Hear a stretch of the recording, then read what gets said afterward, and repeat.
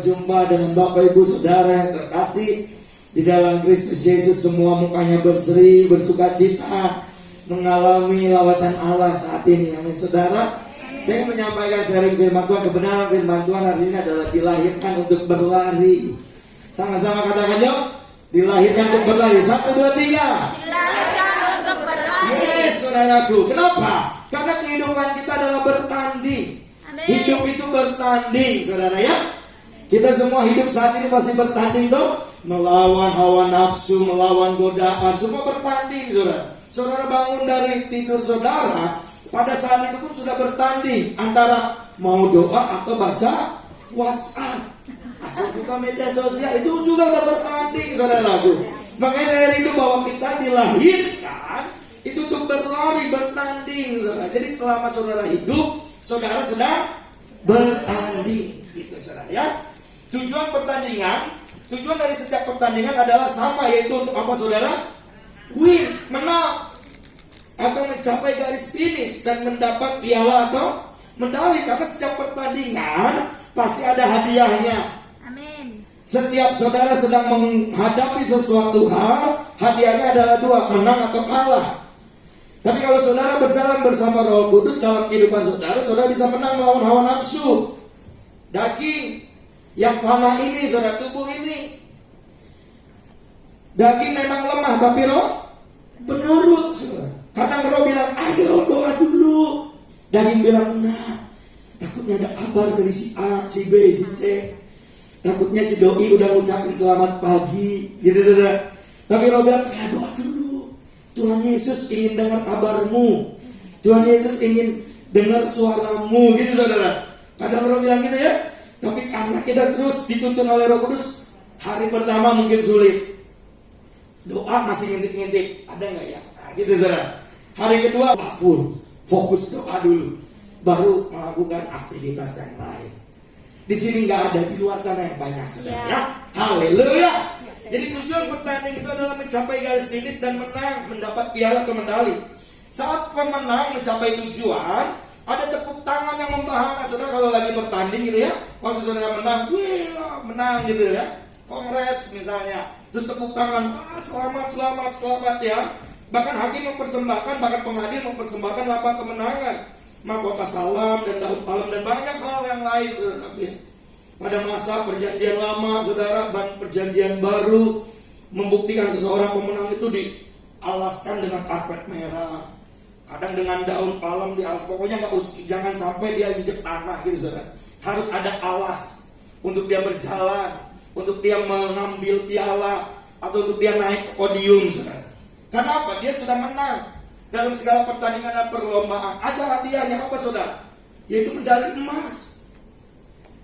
Kalau saudara lihat olimpiade gitu ya, olimpiade, pon dan lain-lain, ada hadiahnya, yaitu medali emas. Dikalungkan saudara.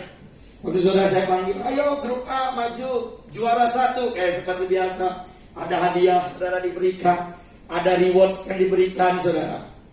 Kita bangga, kita senang, karena kita sudah tahu yang peristiwa atau perjalanan untuk saya menghadapi segalanya agar saya keluar jadi seorang pemenang.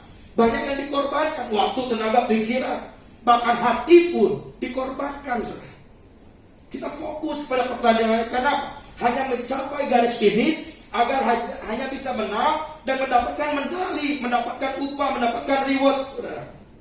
Sebagai seorang pemenang. Kan kehidupan kita semua adalah tujuannya itu. Agar kita menang di dunia ini, agar kita mencapai garis finish. Tapi sekali lagi saya katakan perlu tuntunan Roh Kudus. Jadi kita akan mendapatkan medali emas. Boleh slide selanjutnya. Ya terus, nah ini dia medali emas saudaraku ya. 1 Korintus 9 ayat 24 dikatakan gini. Next, boleh? Oke. Tidak tahukah kamu bahwa dalam gelanggang pertandingan semua peserta apa? Turut berlari. Saya rindu Bapak Ibu Saudara kita sama-sama baca yuk. Dalam hitungan yang ketiga. 1, 2, 3. Tidak tahukah kamu bahwa dalam gelanggang pertandingan semua peserta turut berlari, tapi bahwa hanya satu orang saja yang dapat hadiah. Karena itu larilah begitu rupa sehingga kamu memperolehnya. Amin. Amin. Larilah, fokuslah kepada Tuhan. Nanti ada tips yang akan saya sampaikan. Bagaimana kita agar keluar sebagai seorang pemenang dalam perlombaan. Ada mahkota yang akan kita dapatkan, saudara. Ada mahkota fana dan ada mahkota abadi.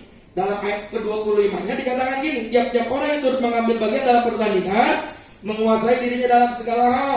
Mereka berbuat demikian untuk memperoleh suatu mahkota yang fana. Kenapa? Karena dunia mengejar yang salah.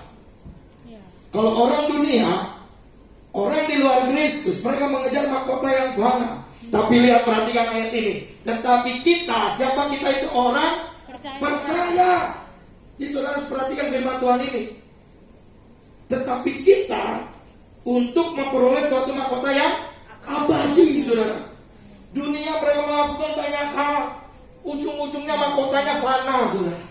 Tidak ada. Tapi kalau orang percaya, meskipun sulit, pikul salib, sangkal diri, ikut Tuhan, naik turun, ada situasi kondisi yang sedang dihadapi, kadang dibenci orang, kadang dihina orang, kadang difitnah orang. Kita mengalami banyak hal, saudara. Tapi satu hal yang harus saudara fokuskan, kita akan mendapatkan mahkota yang abadi. Wow. Diberikan mahkota waktu Tuhan, hei anakku, mari datang. Ini ada mahkota, ini ada upah. Karena engkau sudah bertanding dan engkau keluar sebagai seorang pemenang. Amin. Amin, saudara.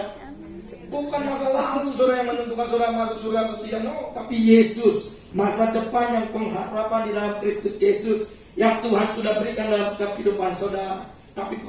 Tapi ingat, ada pertandingan, ada hal-hal yang saudara lalui. Proses itu memurnikan iman kita. Proses itu mendewasakan kerohanian kita, amin, saudara. Jadi jangan kita bersungut-sungut kalau di proses Tuhan. Amin, saudara. Diproses, selama kita diproses, jangan protes, saudara.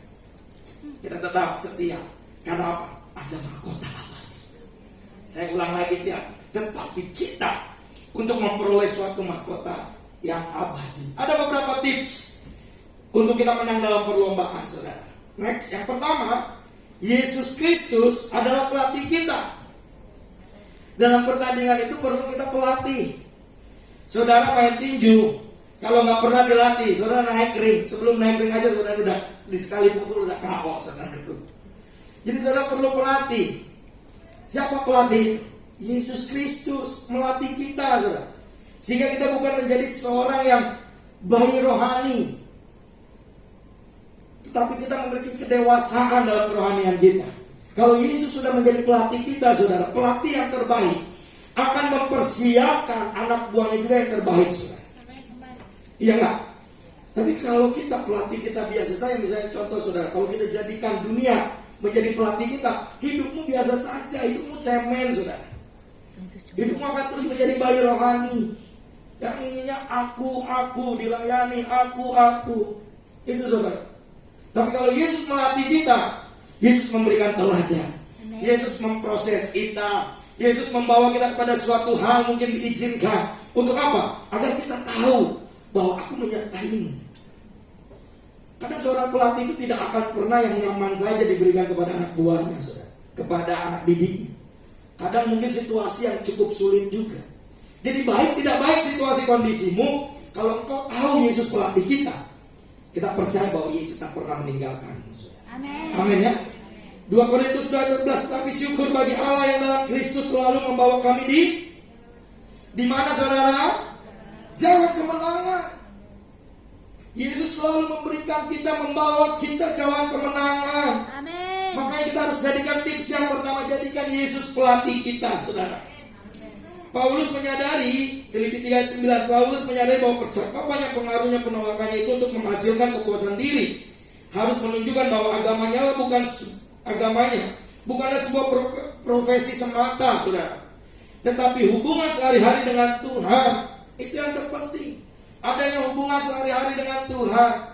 Pagi, siang, sore, malam, subuh, semua waktu kita persembahkan buat Tuhan. Coba saudara sekarang renungkan. Kalau saudara benar percaya Yesus adalah pelatih saudara, dari 24 jam Tuhan berikan, berapa jam saudara berikan kepada Tuhan? Itu menjadi koreksi juga, itu menjadi renungan juga, itu menjadi teguran juga mungkin hari ini. Untuk kita lebih banyak lagi waktu untuk Tuhan. Kita tahu mahkota abadi. Kita tahu akan masuk dalam rumah Bapa di sorga. Tapi saudara pernah gak melatih hidup saudara selama ada di dunia ini? Selama saudara masih diberi kesempatan, Yesus selalu membawa kita kepada jalan kebenaran. Amin. Oleh karena itu saya selalu katakan, orang percaya itu tidak pernah kalah. Kenapa banyak orang percaya kalah? Karena dia mengandalkan kekuatannya. Karena dia mengandalkan keakuannya. Kalau dia mengandalkan Roh Kudus, dia mengandalkan Yesus sebagai pelatih utama, dia tidak akan pernah kalah. Firman Tuhannya dan amin, saudara. Janjinya tergenapi. Satu tujuan yang ia raih, Paulus raih dengan sungguh-sungguh untuk dicapai. Kebenaran dari Tuhan yang bergantung pada iman kepada Kristus Yesus. Kalau kita lihat salah satu contoh pelatih, saudara mungkin tahu pelatih ini siapa, saudara? Jose Mourinho. Saya kenapa ambil Jose Mourinho? Karena dulu saya penggemar Real Madrid dan dia melatih Real Madrid, saudara. Sekarang kalau nggak salah di Chelsea, di mana ya? Saya lupa. Saya nggak ikutin lah. Tahu saudara, kenapa dia selalu dikenal banyak? Kenapa dia dikenal banyak orang? Karena dia melatih dengan baik. Setiap yang dipegang dia itu juara. Inter juara, Real Madrid juara. Kenapa? Karena pelatih yang terbaik. Tahu saudara berapa gaji dia? Ini dia. Pengen tahu. Nanti pengen. Coba saudara, bayangkan seorang pelatih terbaik, dia akan membawa timnya juga kepada suatu hal yang baik, saudara. Coba kalau kita ibaratkan Yesus melatih, berapa gaji buat Yesus? 1 jam? Hidup doang 1 jam gitu, saudara. Manusia aja di gajinya, saudara, mungkin lihat, saya pun gak mau lihat, maunya terlalu banyak, saudara. Kita udah bilang wow gitu per bulan, saudara. Mungkin dia hanya kipas-kipas atau apa gitu, saudara. Tapi karena apa? Kualitas dia yang menentukan hati. Yes. Apalagi pelatih kita Yesus, saudara. Yang free gratis, saudaraku, untuk melatih kita semua. Yes. Haleluya. Dia hanya bilang, anakku ya beri waktu, sangkal diri, pikul salib gitu, saudara. Kalau Yesus bilang, aku jadi pelatihmu, berapa engkau yang mau, berapa yang kau mau bayar buat aku? Nggak bisa, saudara. Ya, itu yang pertama. Yang kedua adalah ikuti aturan main. Dalam suatu pertandingan itu ada aturan mainnya, saudara. Jangan melenceng dari aturan main. Saudara kalau main petak umpet, saudara kalau saudara nggak ikutin aturan main, ya saudara menang terus. Ayo ngumpet, saudara tapi liatin yang sembunyi di mana semua, kan nggak bisa, saudara. Ada aturan main dalam pertandingan. Kita harus ikuti, saudara. Ya, 2 Timotius 2:5. Seorang olahragawan hanya dapat memperoleh mahkota sebagai juara apabila ia bertanding menurut apa? Peraturan-peraturan olahraga. Peraturan-peraturan yang sudah disiapkan, yang sudah ditentukan, saudara. Jadi kita harus juga ikuti aturan main agar saudara keluar sebagai seorang pemenang dalam perlombaan dan pertandingan ini. 1 Korintus 9:26. Sebab itu aku tidak berlari tanpa tujuan, dan aku bukan petinju yang sembarangan saja memukul. Perhatikan, saudara, ya. Kalau kita melihat seorang atlet yang terbaik yang dilatih Tuhan, Ayub, saudara. Di dalam Ayub 1 ayat yang ke-7 dan ke-8, maka bertanya Tuhan kepada iblis, dari mana engkau? Lalu jawab iblis kepada Tuhan, dari perjalanan mengelilingi dan menjelajah bumi. Lalu bertanya Tuhan kepada iblis, apakah kau memperhatikan hambaku Ayub? Lihat. Sebab tiada seorang pun di bumi seperti dia yang demikian saleh, jujur, dan hidupnya takut akan Allah dan menjauhi kejahatan. Bagaimana Tuhan membentuk Ayub, bagaimana Tuhan memakai Ayub, bagaimana Tuhan mempersiapkan Ayub juga sebagai atlet yang terbaik untuk melewati pertandingan-pertandingan yang ada dalam kehidupannya. Di akhirnya Tuhan memberkati berlipat-lipat kali ganda. Bukankah kita juga mau seperti Ayub, saudara? Amin. Amin. Kita diberkati, kita diproses, kita dimurnikan. Pada akhirnya Tuhan memberkati kita berlipat-lipat kali ganda.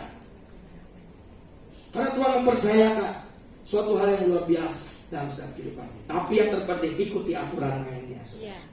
Jangan melenceng. Kalau Tuhan bilang peraturannya A, ya ikut A, saudara. Jangan kita bilang Tuhan peraturannya nggak cocok ini, ganti B, ganti C, gitu, saudara. Kita belum tahu peraturannya aja udah kita minta nego sama Tuhan. Ikuti aturan main, ikuti perintah. ikuti apa yang Tuhan nyatakan dalam setiap kehidupanmu. Itu yang kedua. Yang ketiga, jangan bawa beban berat, saudaraku. Karena waktu kita bawa beban berat itu akan memperlambat langkah kita. Ya, saudara kalau hiking ke gunung gitu saudara ya, kalau ada rekan-rekan yang selalu hiking, kalau bawa beban berat pasti agak lambat jalannya. Tapi kalau saudara sudah nggak bawa beban berat, saudara bisa melangkahnya dengan baik dan lebih cepat gitu saudara. Jadi yang ketiga, tipsnya adalah jangan bawa beban berat. Ibrani 12 ayat 1, karena kita mempunyai banyak saksi bagaikan awan yang mengelilingi kita.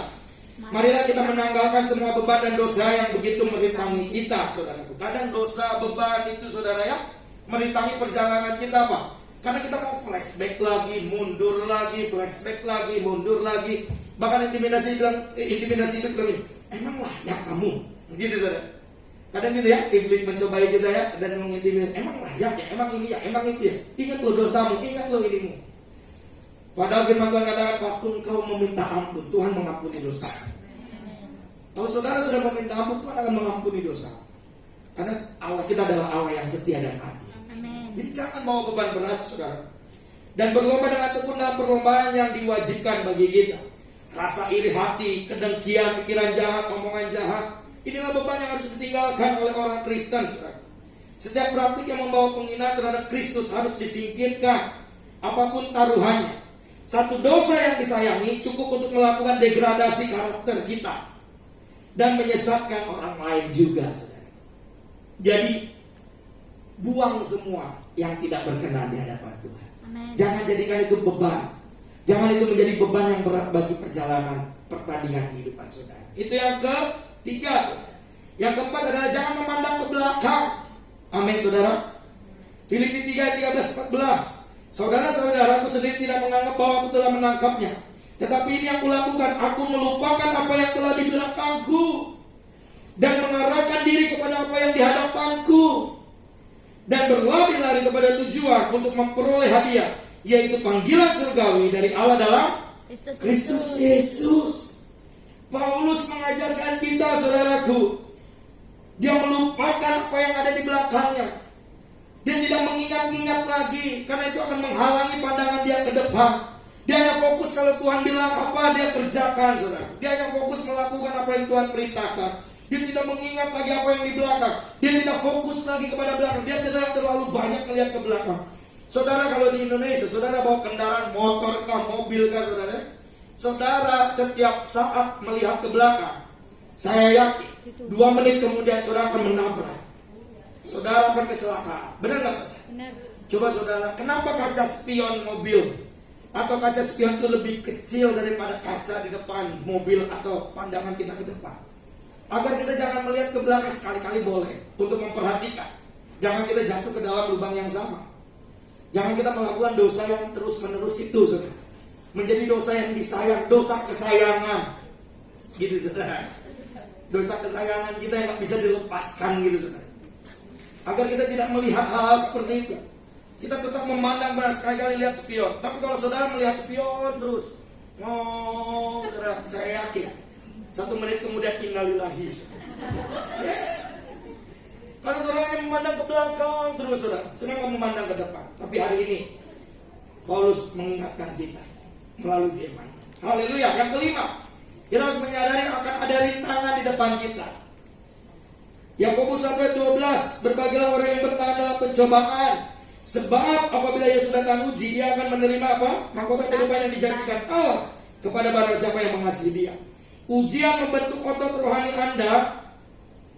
Ujian akan membentuk otot rohani saudara. Tapi hidup yang terlalu nyaman kadang membuat otot rohani kita ini menjadi lemah. Jadi kalau saudara mengalami ujian itu sedang memperkuat otot saudara. Saudara kalau ke gym, ada yang selalu nge-gym gitu, angkat barbel saudara, agar ototnya lebih kuat, saudara. Tapi kalau yang nyaman, kalau saudara hanya makan tidur, bangun tidur, ke toilet, makan tidur, ke toilet, makan tidur, ke toilet, ya semuanya jadi lemak, saudara ya. Saudara jangan pandang saya. Saya ada naik tangganya loh, saudara. Saya ada juga waktu olahraganya, saudara ya. Di saudara jadi lemah, Pastor ngomong diri sendiri ya. Gak mau lebih aman daripada ngomong kita. Tapi ujian itu akan membentuk otot kita, saudara. Jadi kalau saudara sedang diuji, saudara harus mengucap syukur, berterima kasih. Berarti Tuhan masih sayang sama saudara. Amin. Siapa yang disayang ditegur dan Diajar. ingat itu firman Tuhan. Jangan saudara pengen ikut Tuhan berkat, ikut Tuhan berkat, ikut Tuhan, pas nggak diberkati nggak mau ikut Tuhan. Maunya ikut yang memberkati saya saja. Karena kita fokusnya berkat saja, itu membuat iman kita lemah. Itu membuat kerohanian kita tuh lemah, saudara. Tapi kalau ada ujian, wah nggak diberkati, berkat pasti ada ya. Pokoknya situasi lagi baik, situasi tidak baik, kita tetap Tuhan Yesus setia, Dia sahabat kita. Itu saudara. Amin. Kita memiliki respon dan reaksi yang benar. Haleluya. Yang keenam, pandanglah pada Yesus. Ini tips yang keenam, memandang pada Yesus. Marilah kita melakukan dengan mata yang tertuju pada Yesus yang memimpin kita dalam iman dan yang membawa iman kita itu kepada kesempurnaan. Amin, saudara. Jadi mari pandang Yesus. Yang ketujuh, ini harus diterapkan dalam kehidupan kita apa, saudara? Menyerah, bukan pilihan. Remember, saudara, konsistensi itu adalah kunci dalam kehidupan kita. Amin. Menyerah itu bukan pilihan, saudara. Makanya ada ku tak akan menyerah pada apapun juga, sebelum ku semua yang ku bisa. Itu saudara. Jangan menyerah, karena menyerah itu bukan pilihan. Hilangkan dalam pilihan saudara. Amin. Setuju apa setuju? Saya nggak akan kasih pilihan tidak setuju karena harus setuju. Haleluya. Jadi ingat, konsisten itu adalah kunci agar kita tidak pernah menyerah. Kita lihat satu video singkat, saudara. Boleh. Nah, ini dia. Ini adalah salah satu pelari di mana dia sudah cedera, saudara. Dia udah nggak bisa lagi melangkah. Dia mungkin merasa kesakitan. Lihat mukanya, raut wajahnya, saudara. Dia udah merasa kesakitan. Dia lihat udah nggak bisa lagi jalan. Dia udah nggak berdaya. Tapi dia terus berjuang. Dia terus melangkah. Dia terus melalui setiap perjalanan, bahkan perlombaan yang sedang dia hadapi, saudara. Dia terus melangkah, dia terus berlari. Dia mengalami kesakitan itu. Dia menahan, dia tahu saya harus konsisten, saya harus tetap komitmen. Sampai akhirnya dia bisa menyelesaikan dan dia bisa mencapai garis finish. Kalau kita melihat statement dia, boleh slide selanjutnya. Dia bilang di negaraku 5.000 mil jaraknya ke tempat ini, tidak mengirim aku hanya untuk memulai pertandingan ini saja. Tapi negaraku mengirim aku 5.000 mil jarak ke tempat ini, ke negara ini, untuk saya mencapai garis finish. Namanya John Stott Aquari. Saudara nanti bisa searching, gampang saudara melihat bagaimana orang-orang yang memiliki terus komitmen di dalam hidup. Meskipun sakit, saudara mungkin pas lari terus sakit Tuhan. Tapi kadang saudara bilang, aduh Tuhan boleh gak mundur sedikit, boleh gak istirahat. Tapi Tuhan bilang, ayo sampai garis finish, ayo anakku bisa. Yes. Saudara terus berlari, terus saudara berjuang dan lain-lain. Karena menyerah itu bukan pilihan. Perlu konsisten dalam setiap kehidupan saudara. Itu dimiliki. Ayat terakhir yang ingin saya bacakan, 2 Timotius 4 ayat 6 dan 8. Dan saat kematianku sudah dekat, aku telah mengakhiri pertandingan yang baik. Aku telah mencapai garis akhir, dan aku telah memelihara iman. Sekarang telah tersedia bagiku mahkota kebenaran yang akan dikaruniakan kepadaku oleh Tuhan, Hakim yang adil pada hari ini. Tetapi bukan hanya kepadaku, melainkan juga kepada siapa? Orang yang merindukan Semua orang yang merindukan kedatangan. Amin. Mari saudara, hidup kita dilahirkan untuk bertanding sampai saat ini. Amin. Dan kita terus berjuang. Roh Kudus menyertai kehidupan saudara. Mari tundukkan kepala yuk, kita renungkan kebenaran.